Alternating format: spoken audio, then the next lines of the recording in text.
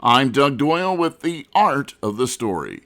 When John D. Lucas was still in high school and thinking about his desire to be a sports writer, he wrote a letter to legendary NCAA football commentator Beano Cook for some advice. Cook had become a household name in the sports world, covering college football for ABC, CBS, and ESPN. The 142nd season of college football is here. Enjoy it. And next January 10th, when number one plays number two, and maybe they would have met in a bowl game, but it's unlikely, the way the old system was. Thank the BCS. They gave us number one against number two, and that's all they promised. John D. Lucas's letter to Beano led to a beautiful friendship and mentorship, and eventually Cook asked Lucas to write his memoir.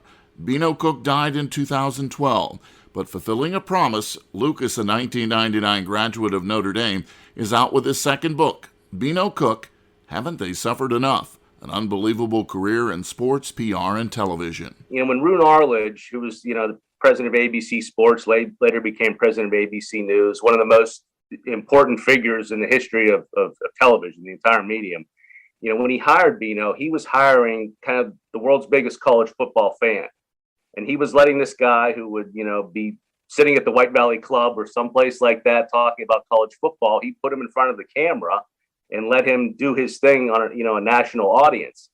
And I think that every person that has some type of job, in this field today, especially someone who came up through a non-traditional way, nowadays there's blogs, there's podcasts, and, there's social media, there's all many different kinds of ways to sort of get your message out there. Beano was the very first person to do that. He was, it was him, Howard Cosell, and Jimmy the Greek. And you can probably throw Phyllis George in there as well, since she was a woman that didn't have any traditional journalism background or training. They didn't go to school for it. They weren't necessarily seen as TV material, but they broke those barriers. Cook once called Lucas his surrogate son. Lucas's byline has appeared in the New York Times, USA Today, and ESPN.com. You can hear the entire interview on my podcast Sports Jam at wbgo.org/studios. I'm Doug Doyle, WBGO News.